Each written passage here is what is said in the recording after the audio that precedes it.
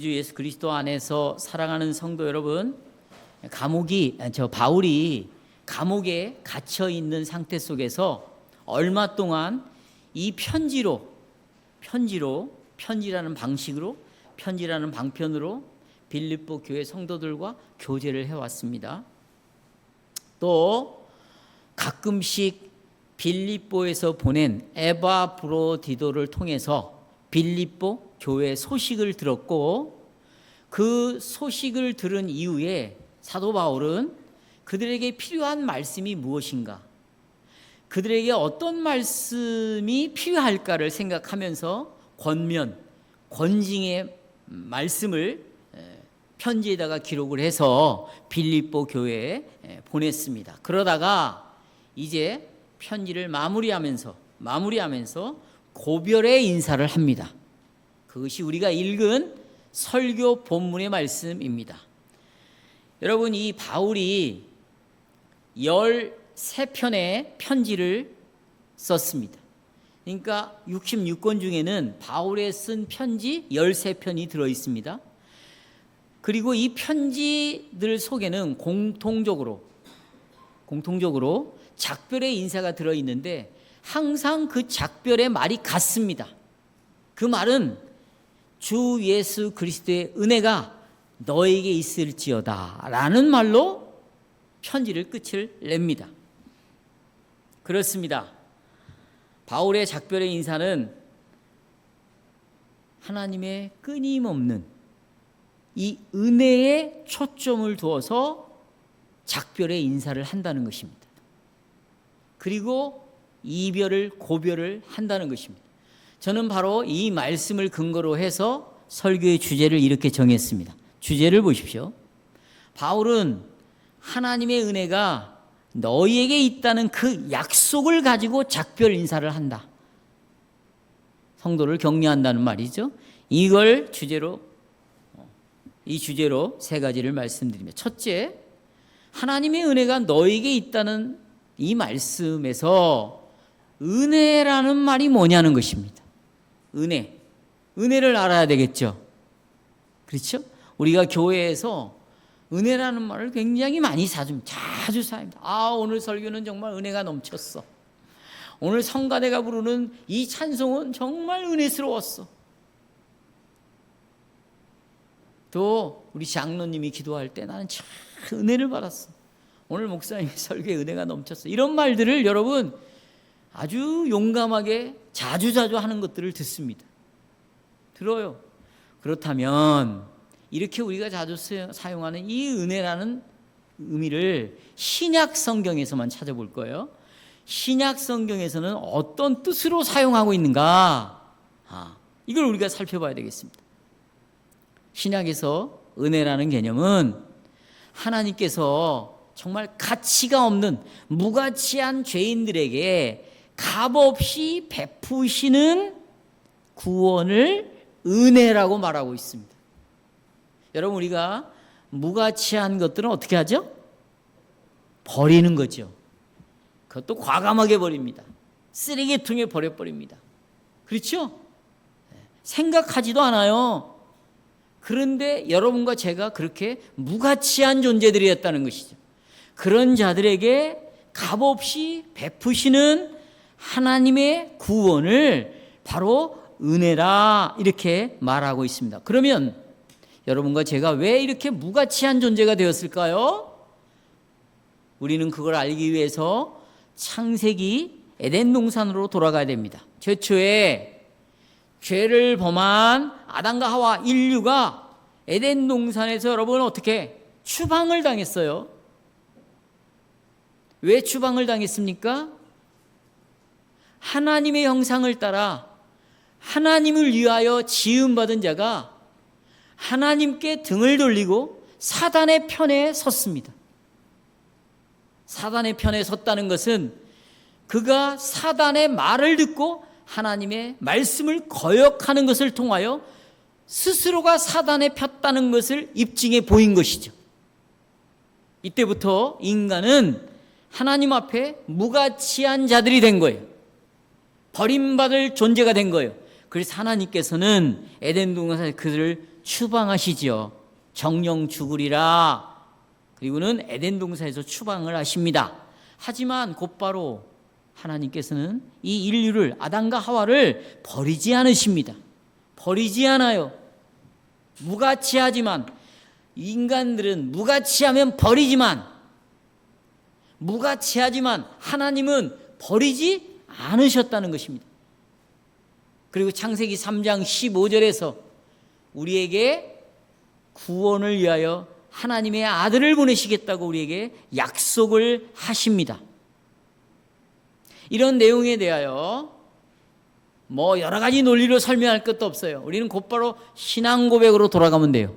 벨직 신앙 고백서 17장 보시겠습니다. 핸드아웃 보세요. 은혜를 이렇게 설명하고 있습니다. 우리는 은혜로우신 하나님을 설명합니다. 사람이 스스로 누가 시켜서 그런 게 아니에요. 누구 때문에 그런 게 아닙니다. 스스로 육적으로 먹고 사는 일에 있어서, 영적으로 하나님과의 관계에 있어서 죽음에 빠졌습니다. 그래서 자신을 전적으로 비참하게 스스로가 만들어버렸어요. 이걸 하나님이 보시고 반응을 보이시죠? 하나님의 놀라운 지혜와 선하심으로 하나님으로부터 두려워 떨면서 도망치는, 아담아 어디 있느냐 그랬더니 내가 벗었으므로 두려워하여 숨었습니다 그랬어요. 도망치는 그 사람을 하나님이 찾아오셨어요. 하나님은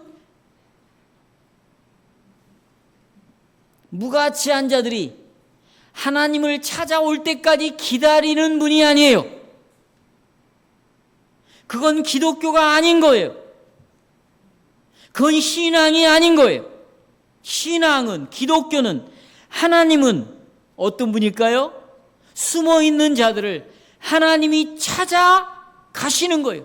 찾아오셨어요. 여기서부터 기독교가 시작이 되는 거예요. 찾아오셨어요. 여기 이것을 은혜라고 말하고 있는다. 은혜. 그리고 거기다가 17항 하나 더했습니다.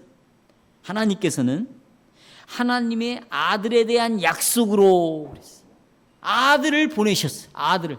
그리고 타락한 우리들을 위로하셨다. 이것이 바로 은혜입니다.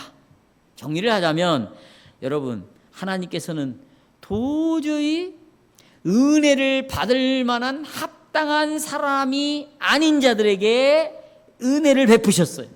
또 고의적으로요, 일부러 자기가 원해가지고 하나님의 선하심을 거부하고 하나님을 배반한 자들에게 특별히 하나님의 선하심을 베푸시는 것, 이것이 은혜죠. 그렇죠? 그러면 여러분, 은혜 받기 합당하지 못한 자들, 또 하나님을 거부했던 자들에게 베풀었던 그 은혜가 구체적으로 무엇을 통해서 나타났습니까? 바로 독생자 예수 그리스도를 통해서 죄인들에게 하나님이 찾아오신 거죠. 예수를 통해서 하나님이 찾아오셨어요. 무가치한 사람들을 구원시키기 위하여 하나님의 아들을 내어주셨어요. 이걸 통하여 하나님께서는 은혜가 바로, 내가 너에게 주는 은혜는 바로 이런 것이다. 나를 찾아오셨다. 어떻게, 누구를 통해요? 아들을 통하여 나를 찾아오셨다. 이것이 내가 너에게 보여주고 싶은 은혜이다. 내가 너에게 말하고 싶은 은혜는 바로 이것이다. 그거요. 그러니까 성도 여러분, 무슨 내가 오늘 예배를 통해서 은혜를 많이 받았습니다. 찬송을 통해서 은혜를 받았습니다. 기도를 통해서 은혜를 받았습니다. 여러분, 이런 모든 은혜들은 이해는 돼요. 믿음이 없고 성경을 아는 지식이 없으니까 그렇게 말할 수도 있다. 이해는 됩니다. 하지만 이들이 은혜 받았다는 것은 뭐냐면 느낌을 말하는 거예요. 성가대의 찬양이 찬송을 막 찬양을 합창을 하니까 내가 가슴이 막 이상해져, 뜨거워져, 막 이상해져요. 이런 감정, 이런 느낌을 이 사람들은 은혜라고 말해요. 목사의 설교를 들어보니까 막 가슴이 막 이상해, 막 뜨거워져, 막 눈물이 나오려고 그래. 이런 감정들, 느낌을 은혜라고 말해요. 앞에서 막 찬송을 부르니까 누가 기도를 하니까. 그러나 여러분, 이런 걸 통하여 얻는 은혜는 성경에서 말하는 은혜와는 아무런 상관이 없는 것들이에요. 이런 은혜는 내가 느끼는 거예요. 내가 만들어낸 것들이죠. 내가 만들어낸 것들은 은혜라고 말할 수가 없어요. 제가 어떤 분에게 복음을 전하는데 아주 이분이 똑똑하신 분이에요. 그래서 아주 높은 공무원으로서 국가를 위해서 봉사하시는 분인데, 이제 이 부인은 교회를 나오는데 이 남편이 교회를 나오는데 저한테, 목사님 우리 남편 좀 만나서 복음을 전해주십시오. 그래서 이제 남편도 저를 만나기를 원한다고 하도 만났습니다. 그랬더니 이분이 저에게 하시는 말씀이 뭐냐면, 참 기독교는 수준이 나는 종교라는 거예요. 첫 마디가. 그래서 제가 왜 그러십니까? 왜 그렇게 생각하십니까? 그랬더니 기독교는 다 공짜를 좋아한대. 하나님이 주시는 것만 얻어먹고 산다는 거예요. 아니, 내가 열심히 노력하고 내가 애써서 내가 자가 발전해갖고 전기를 발전시키는 것처럼 내가 발전을 시켜서 내 것을 만들어내야지 왜 공짜를 좋아하냐고. 그러시냐고. 제가 그분에게 그래서 이렇게 반문을 했습니다. 선생님, 하나님이 공짜로 주시는 것들은 우리 인간이 만들어낼 수 없는 것들만 주십니다. 그럼 이제부터 선생님에게 내가 한번 하나 요구하겠습니다. 선생님, 돈 주고 공기 마십니까? 햇빛을 돈 주고 받습니까? 물을 돈 주고, 물론 수도료 내죠, 수도. 하지만 여러분, 우리 산에 가면 그냥 퍼마시는 게 물입니다. 네? 여러분, 그렇죠? 그럼 지금부터 값을 매기겠습니다. 공기 1,000억만 주십시오. 물 1조. 이분이 충격을 받으셨어요. 그리고는 하나님의 감동이 임해서 다음 주부터 교회를 나오겠습니다. 교회를 나오셨어요? 이분이 서울대학교 도서관 관장이에요. 성도 여러분, 인간이 만들어내는 것, 자기 속에서 느낌으로 감정으로 만들어내는 건 은혜다 아니다, 이런 걸 은혜라고 말할 수가 없는 거예요. 은혜라는 단어는 거기다가 붙이는 거 아니에요. 나는 감동받았다, 나는 오늘 내 마음이 좀 이상해졌다, 이런 거 얼마든지 할 수 있는 거죠. 예수 그리스도를 통해서 하나님이 우리를 찾아오신 것, 나를 만나주신 것. 그리고 로마서 5장 8절에 이렇게 말하고 있습니다. 우리가 아직 죄인 되었을 때에 죄인이었습니다. 무가치한 존재였습니다. 버려질 존재였습니다. 죽어야 될 존재, 영원한 지옥에 있어야 될 존재였을 때에 그리스도께서 찾아오셨습니다. 그리고 우리를 위하여 죽으셨습니다. 그 죽으심을 통하여 뭘 나타냈습니까? 하나님께서 우리를 얼마나 사랑하시는가를 보여주셨습니다. 그래서 하나님께서 말씀하시는 은혜는 예수 그리스도와 관련된 것이고, 하나님께서 우리에게 말씀하시는 은혜는 예수 그리스도를 통해서 우리에게 보여준 것이 하나님 우리에게 주신 은혜다. 하지만 여러분, 하나님께서 무가치한 자들에게 은혜를 베푸시기 위해서 예수님은요, 이용당하신 분이 아니에요. 보세요. 하나님이 예수를 통해서 우리에게 은혜를 보여주셨는데, 예수님은 은혜를 보여주기 위하여 사용된 물건 같은 존재가 아닌 거예요. 그냥 이용된 희생제물이 아니에요. 자기 의지와는 상관이 없이 하나님이 그렇게 하라고 하니까 어쩔 수 없이 그냥 십자가 지고 죽으신 분이 아니에요. 예수 그리스도께서는 여러분, 창세전부터 아버지와 상의하는 가운데 내가 이 땅에 가겠다고 자원해서 오신 분이에요. 십자가의 길도, 그 죽음의 길도 약간의 유혹이 있고 힘듦이 있었지만, 그러나 내 뜻대로 마옵시고 누구의 뜻대로, 그리고 스스로 우리를 사랑해서 우리를 위하여 우리의 자리에 우리를 대신해서 나를 위하여 죽으신 분이에요. 이 은혜는 처음부터 끝까지 억지로 이루어진 것이 아니라 하나님의 은혜를 아들이 순종함을 통하여 이루어진 것이니까 이게 얼마나 위대한 은혜냐고, 이게 얼마나 놀라운 은혜냐고. 이것을 성도 여러분, 빌립보서 2장 6절에서 바울이 우리에게 말해준 거 아닙니까?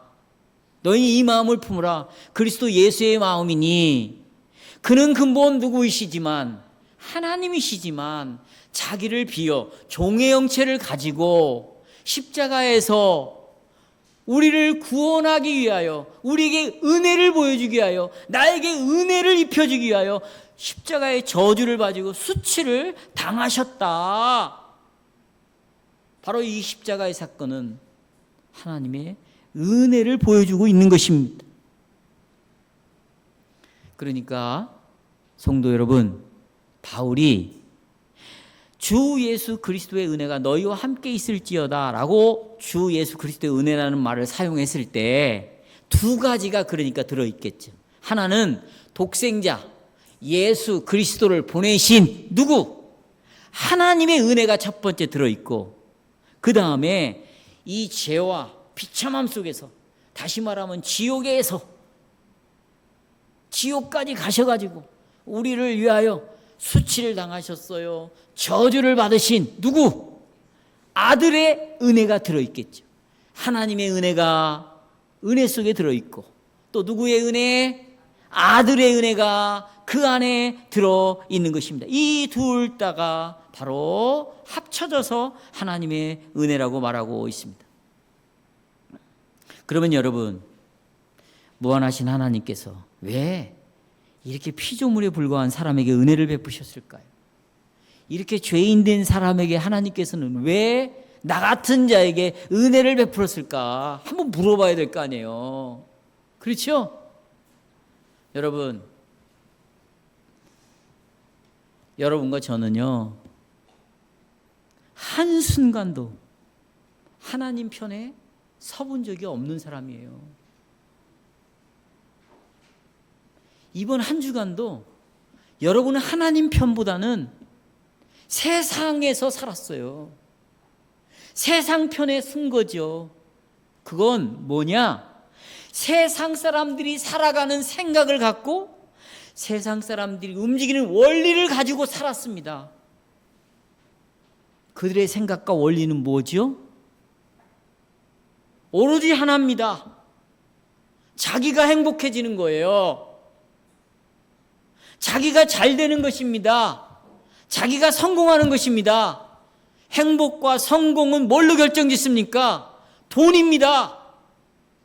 모든 한 주간 동안의 삶을 돈을 위하여 살았어요. 건강을 위하여 살았습니다. 자기의 쾌락을 위하여 살았습니다. 자기를 즐겁게 하기 위하여 약속을 정하고 사람을 만나고 음식을 먹고 잠을 잤어요. 단 하나도, 한순간도 하나님 편에 있지를 않았어요. 마귀 편에 있었습니다. 마귀의 편을 들어줬어요. 이것은 빌립보 성도들에게도 똑같은 자였어요. 여러분이 아시다시피 빌립보라는 지역은요, 유럽 나라 중에 가장 첫 번째로 복음을 들었던 도시예요. 그 중에 제일 유럽 사람 중에 제일 먼저 예수를 믿은 사람이 누구냐? 루디아라는 여자입니다. 루디아라는 여자. 이 루디아는 심히도 부패한 여인이에요. 어떤 선도 행할 수 없는 여자예요. 항상 악에 기울어져 있어요. 항상 마귀 편에 있는 여자입니다. 그런데 이런 여자에게, 이런 빌립보에 있는 사람들에게, 여러분과 저 같은 사람에게 하나님이 찾아오셨어요. 왜요? 은혜를 주시려고, 은혜를 베푸셨어요. 예수님이 어디까지 내려가셨죠? 지옥까지 내려가셨어요. 여러분과 저는 죄와 비참한 가운데 빠져 있다고 그러죠. 비참함이 뭡니까? 지옥에 있다는 것입니다. 여러분, 마귀가 사는 집은요, 지옥이에요. 하나님은 마귀를 지옥으로 쫓아내셨어요. 지옥이 어디입니까? 이 세상이 지옥인 거예요. 계시록에서 마귀와 그 세력들이, 졸개들이 이 땅으로 쫓겨났다고 그랬잖아요. 이 땅이 세상이고 이 세상이 하나님이 정하신 지옥이고 그 지옥에 마귀와 귀신들이 사는 곳이고 여기에서 우리들은 그 마귀와 귀신들과 함께 하나님 반대편에서 지금까지 살아왔다고요.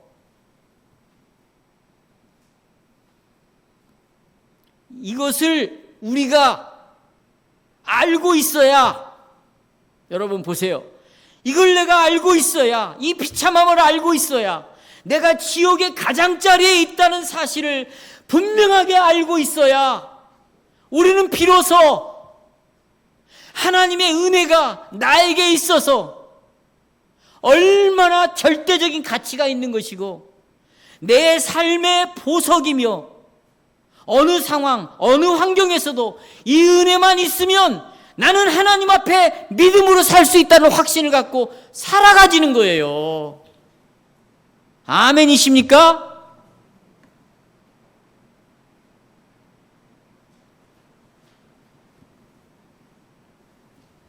사실상 죄인들에게 은혜를 베푼다, 죄인들이 은혜를 받는다, 가당치가 않아요. 여러분, 우리는 죽어 마땅한 자들 아닙니까? 그렇죠? 빌립보 교회 성도들이 이런 은혜를 입었어요.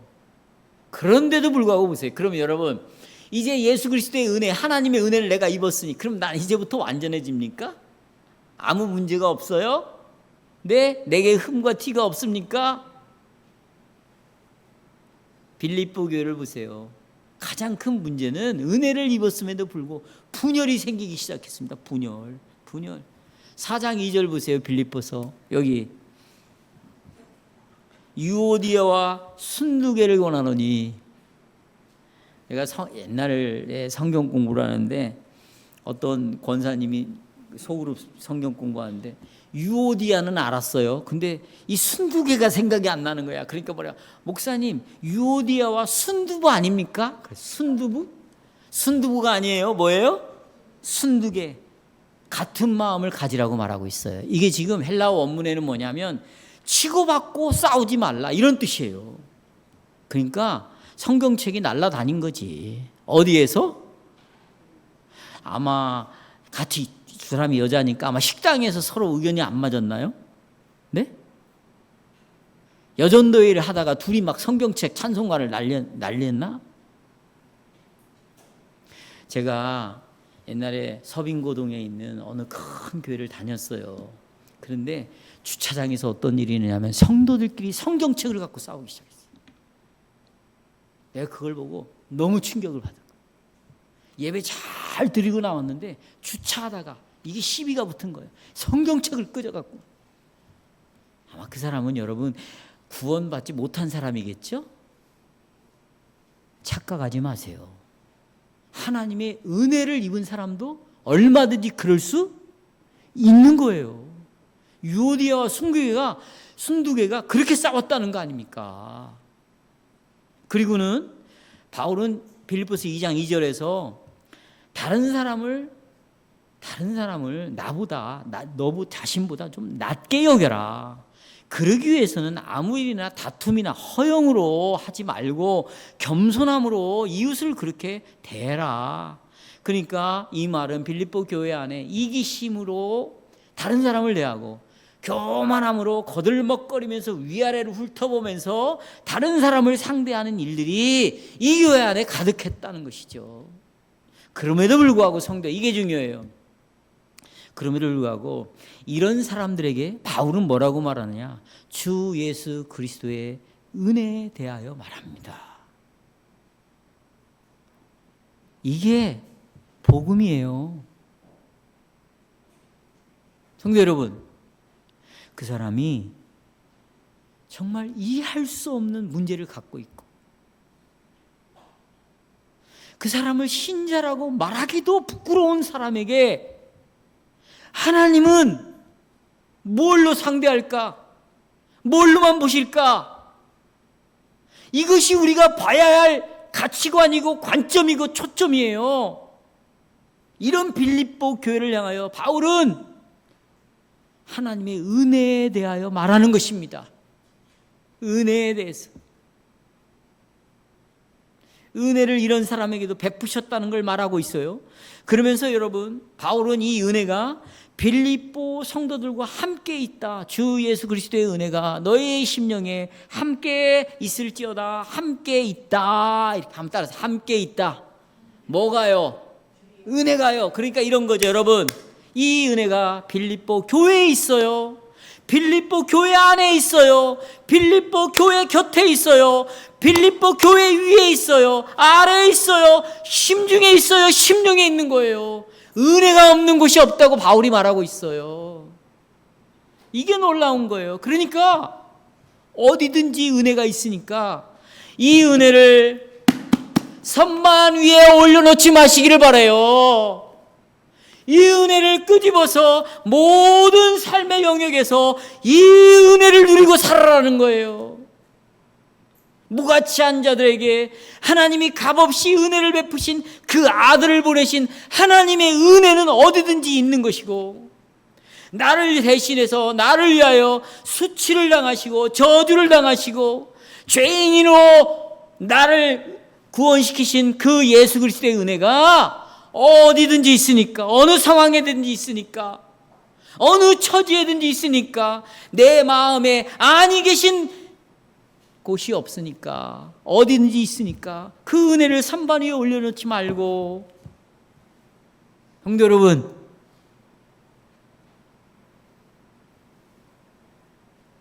빌립보 성도들은 여전히 무가치한 자들이며 동시에 죄인들이었어요. 그런데 보세요, 하나님이 바울을 빌립보 지역으로 보냈습니다. 그리고 전파하는 자가 없이 어찌 복음을 들으리요? 전파하는 바울을 보냈습니다. 입을 열었습니다.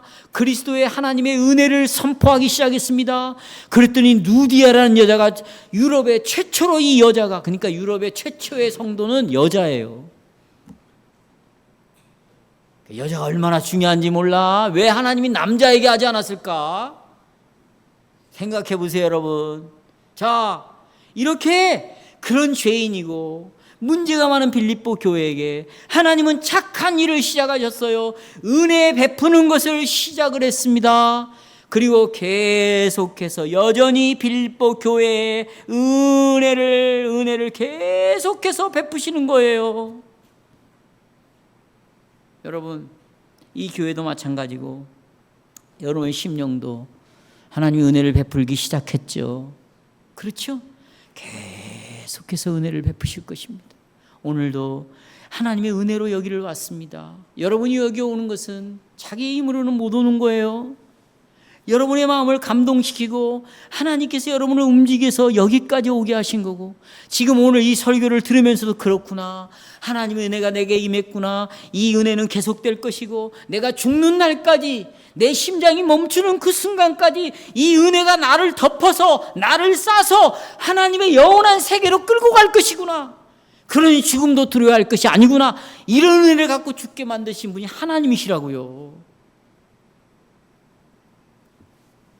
그러면서 이제 바울은 마지막 이렇게 인사를 하면서 나는 너희를 떠나야 되겠다는 것입니다.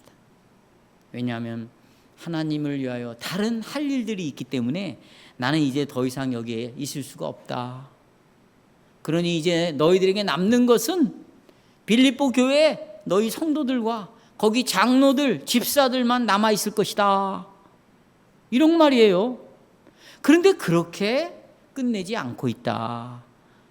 나를 이 무대 위에 등장시켜서 너희들에게 복음으로 예수 그리스도를 전파하게 하고 그 예수를 통해서 하나님의 은혜를 알게 하신 그 하나님은 떠나지 않으신다. 은혜를 받기에 합당치 않은 자들을 위하여 죽으신 그 예수 그리스도는 너희 교회에서 떠나지 않는다. 나는 떠나도 승리하신 예수 그리스도는 너희들 가운데 함께 계신다. 잘못하면 혼내기 위하여 계시는 것이 아니라, 잘못하면 야단을 치고 너 이제 예수를 그만 믿어라 혼내치기 위하여 하나님의 은혜가 임하는 것이 아니라, 아들이 대신 심판을 당하셨기 때문에 아버지도 은혜로 함께 하시고 아들도 은혜로 함께 하시고, 성령은 그 은혜를 그 교회 안에 한계가 있고 약점이 있고 연약함이 있고 창피한 것들이 많은 그 교회들 속에 성령을 불듯 이 은혜로 세움을 얻고 일어나게 만드는 것이에요. 이게 작별 인사의 이게 핵심입니다. 두 번째, 그러면 이 은혜가 정말 우리에게 필요한가? 여러분, 실제 삶을 살면서 여러분 이 은혜가 필요하세요? 아이고, 돈이 더 필요하죠. 그렇죠? 솔직히 건강이 더 필요하잖아요. 정말 여러분 은혜가 필요합니까? 다시 말씀드리지만 빌립보 교회는 정말 다툼과 허영 이런 것들로 가득 차 있었다고 말씀을 드렸죠. 그런데 사도 바울은 예수 그리스도를 본받으라고 말하는 거예요. 그러니까 여러분, 직분자들이 교회 문제가 일어나면 찾아가서 이런 문제를 하나하나 해결하고 그렇게 해서 교회가 운영되는 게 아니에요. 무슨 상담으로 교회가 세워지는 게 아닙니다. 심리학으로 인간의 심리를 파악해서 교회가 세워지는 게 아닙니다. 교회는 하나님의 은혜로 세워지는데, 그래서 이런 모든 문제를 해결하기 위해서 사도 바울은 예수 그리스도를 본받으라 이렇게 말하잖아요. 그렇죠? 그래서 사도 바울은요 다시 이 말을 하기 시작합니다. 다시 그들의 이기심의 문제를 끄트머리 인사말 속에다가 이기심을 다시 끌어올려 다시 풀어서 이기심을 보여줘요. 그리고 다시 그리스도를 본받으래, 그 은혜를 바라보래, 이렇게 하고 있어요. 4장 21절 보시겠습니다. 예수 그리스도 안에 있는 모든 성도에게 뭐하라? 문안하라 그러죠? 문안하라, 이 말은 악수하는 게 아니에요. 아이고 오셨어요 악수, 아이고 어떻게 지내셨어요, 안녕하세요, 이런 말이 아니고 더 깊은 교제를 해라. 그런데 그 깊은 교제에 대하여 출애굽기 18장 7절에서 말하고 있어요. 7절만 보겠어요 여러분. 7절, 모세가 나가서 장인이 온 거예요. 장인을 맞아 절하고, 그 다음에 그에게 입을 맞춰 절했어요. 입을 맞췄어요. 서로 뭐라고 돼 있어요? 문안하고. 이 단어가 그대로 빌립보 4장 21절에 쓰여져 있는 거예요. 그러니까 빌립보 성도들은, 야 내가 너보다 훨씬 잘났어, 너 까불지 말고 너 내 말 들어, 너 그리고 내가 하라는 대로 해, 이렇게 서로 대했단 말이죠. 이런 식으로 대하는 이 사람들에게 다시 너희들이 얼마나 다툼과 허영으로 다른 사람을 너보다 업신여기고 그 사람의 일을 돌아보는 것보다는 자기 자신의 일만을 챙기는 너희들이냐, 그런 모습을 한번 봐라. 그러면서 그리스도를 본받아라, 그리스도를 바라봐라, 이렇게 말하고 있는 것이 뭐냐? 문안하라 라는 단어 속에 들어있는 내용입니다. 한마디로 깊은 교제를 나눠라. 엎드려 절을 해라. 상대방에게 입을 맞추어라. 이것은 뭐예요? 깊은 교제를 나누는 거예요. 그러니까 상대방이 영적으로 정말 그리스도 안에 있는지, 여기 보시면 21절에 보시면 보세요. 문안하라를 어디 안에서 하라고 그래요? 그리스도 예수 안에서 해야 된다는 거예요. 깊은 교제를 나누는데 먼저 그리스도 안에 있어야 한다는 것입니다. 성도들이 주식을 아니면 코인에 대하여 주고받는 것이 아니라 건강에 대해서 자기 자녀에 대해서 물어야 되는 것이 아니라 이 사람이 그리스도 안에 있는가를 먼저 물어라. 먼저. 여러분 왜 그럴까요? 왜 그리스도 안에 있는 걸 먼저 물어야죠?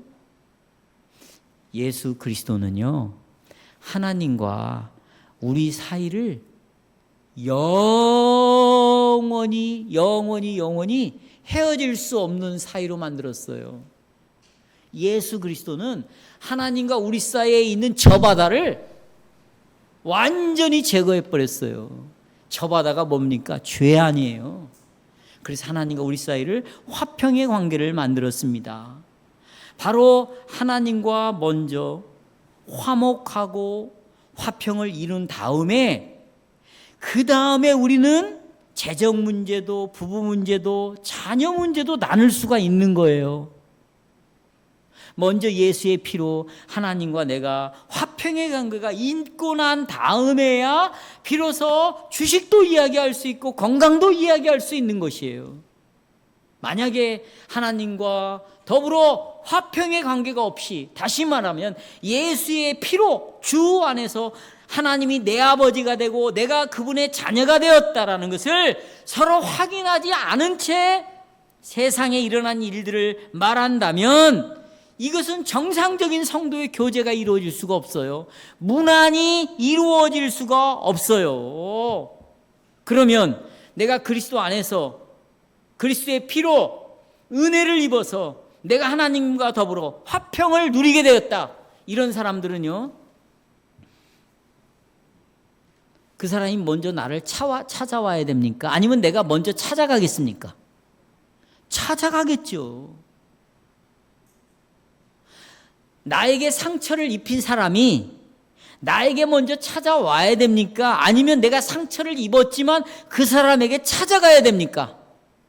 찾아가겠죠. 그 사람에게 다가가겠죠. 그 사람 앞에서 내 자존심을 부리지 않겠죠. 그 사람에게 뭔가 기대하지 않겠죠. 그래서 먼저 내가 무난하겠죠. 왜요? 이유가 뭡니까? 내가 먼저 하나님의 은혜를 입었기 때문이에요. 그리스도의 피로 하나님과 내가 더불어 뭘 누렸어요? 화평을 누렸기 때문에 감사해서 이 은혜를 입은 사람은 거기에 머물러 있는 것이 아니라 유오디아는 순두부를 찾아가겠지. 순두부는 유오디게를 찾아오겠지. 그렇죠? 그 사람을 나보다 더 낫다고 여기겠지. 그 사람 앞에 먼저 절하겠지. 무릎을 꿇겠지. 그렇죠? 용서를 먼저 구하겠지. 아멘. 이 은혜를 입었으면, 아니 은혜를 입은 데가 언젠데 수십 년이 지나도 원수를 원수의 자리로 놓아요? 여러분, 그럴 수 있어요. 죽을 때는 사랑하겠지. 그래서 그리스도 안에 있는 것을 서로 문안 인사로 확인하는 거예요. 문안 인사. 이와 같이 하나님의 은혜가 빌립보 교회 안에 있었어요. 이 배강교회 안에 있어요. 여러분 안에 있습니다. 그러니까 우리는 이 그리스도 때문에, 청년들 무슨 뭐 쳐다보듯이 쳐다보는 관계가 아니잖아요. 먼저 찾아가요. 형제님, 자매님, 그리스도 안에서 어떻게 지내셨습니까? 이런 것들이 얼마나 이 교회, 우리 가정에 격려가 되겠어요. 그래서 마지막에 이렇게 저는 대지를 정했어요. 이 은혜를 받은 자는 뭐가 있다? 여기 셋째, 뭐예요? 결과가 있습니다. 결과가. 주 예수 그리스도의 은혜가 그들과 함께 있다는 말씀으로 바울은 빌립보 교회를 격려합니다. 그래서 그들이 서로에게 손을 내밀고자 할 때 뭐가 나타나는 주님의 은혜가 그들과 함께 있었어요. 함께 손을 내밀 때 왜 내밀어요? 내가 은혜를 받았다. 그래 손 내미는 거니까 그 손 내미는 손에 은혜가 같이 따라오겠죠. 그렇죠? 은혜가. 여러분, 한 가지 질문이 남아 있습니다. 이 은혜가 실제로 어떤 결과를 만들어낼까요? 그 결과를 빌립보 4장 21절에서 말하고 있습니다. 보십시오. 4장 21절. 여기 아주 중요한 말이 있는데, 나와 함께 있는 형제들이 너희에게 문안한다 그랬어요. 형제들이 문안한다. 이 형제들은 디모데일 수도 있고 에바브로디도일 수도 있겠죠. 그렇죠. 왜냐하면 나의 형제된 에바브로디도, 디모데 이런 말을 앞에서 했으니까. 하지만 이 본문의 문맥을 보면 바울과 함께 문안한 이 형제들은 디모데가 아니에요. 에바브로디도가 아니에요. 빌립보 성도들이 한 번도 본 적이 없는 사람들입니다. 만난 적이 없는 사람들이 문안을 하고 있어요.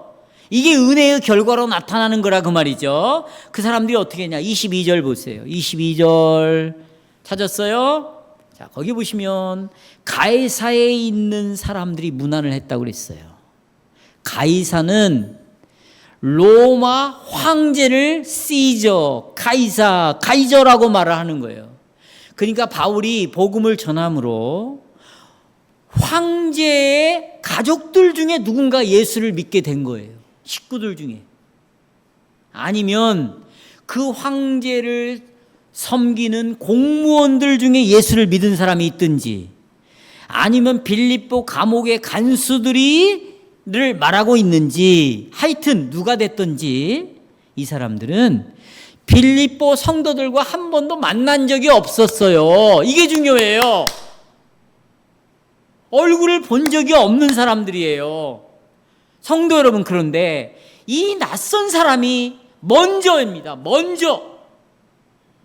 빌립보 교회의 성도를 향하여 먼저 문안 인사를 드리고 있다 그 말이에요.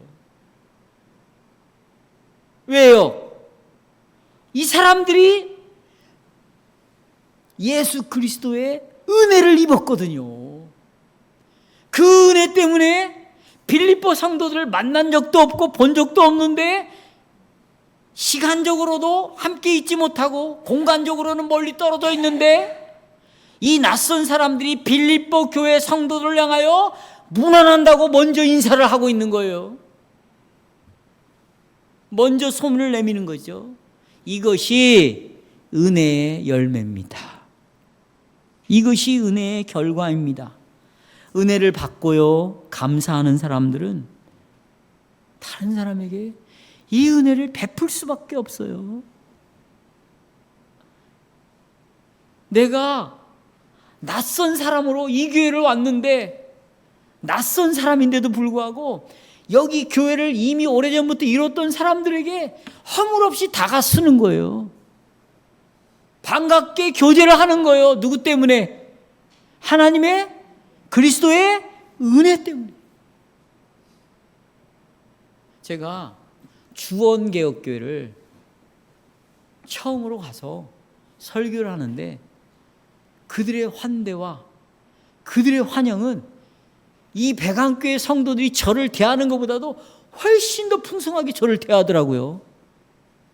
그런데 제가 성도들을 볼 때, 지난번 조 교수님이 오셨는데 저보다도 훨씬 더 조 교수님을 오래간만에 뵀는데도 그렇게 환대하고 소중하게 여기고 그와 함께 교제를 나누고 이런 일들이 있더라고요. 왜요? 피차 다 우리 안에 뭐가 있어서? 은혜가 있어서. 그러니 여러분, 이 하나님의 은혜를 입은 자들은요, 인종을 뛰어넘어요. 지방색을 뛰어넘어요. 너 어디냐 지방이. 학벌을 뛰어넘어요. 동문을 뛰어넘는 거예요. 남자 여자를 뛰어넘는 거예요. 어린이와 어른을 뛰어넘는 거예요. 있는 자와 없는 자를 뛰어넘는 거예요. 내 스타일만, 나하고 말이 통하는 사람만 교제가 이루어지는 것이 아니에요. 은혜라는 것은 모든 담을 허물어 버렸어요. 할렐루야. 담을 허물어 버린 거예요. 은혜는. 어떤 정치가, 어떤 부자가 어떤 철학이 이런 능력을 발휘할 수가 있겠습니까?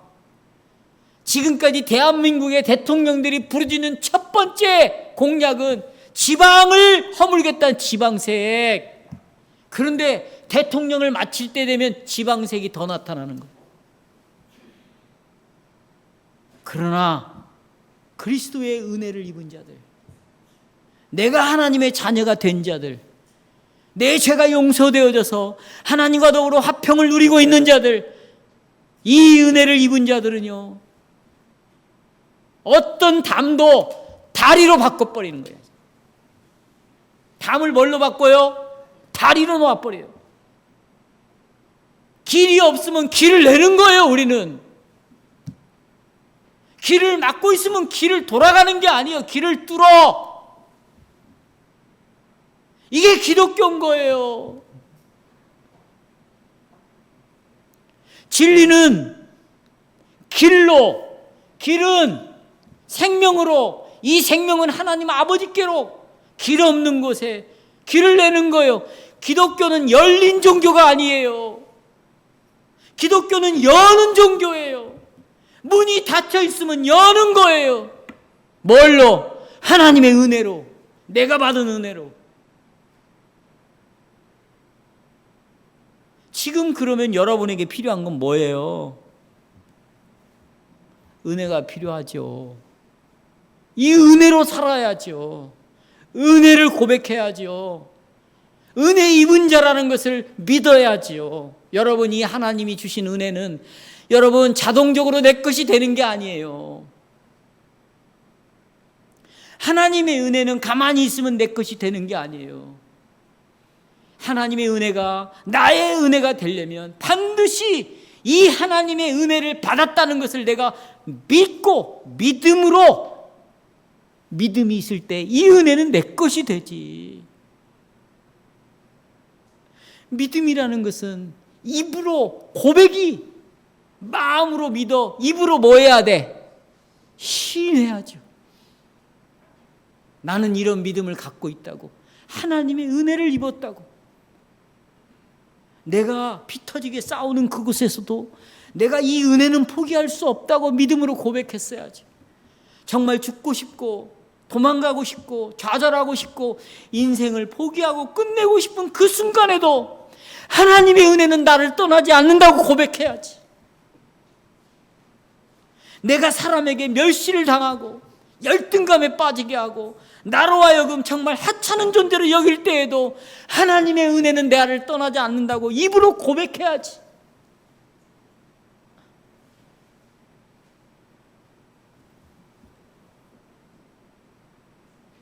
이 은혜로 장벽을 허무시기를 바랍니다. 모든 걸 극복하시기를 바랍니다. 이 은혜가 영원히 나와 함께하는 것을 믿으시기를 바랍니다. 이 은혜로 문제를 이기십시오. 이 은혜로 승리하십시오. 주의 은혜가 날마다 주의 영광을 위하여 살아가는 여러분에게 함께 하실 것입니다.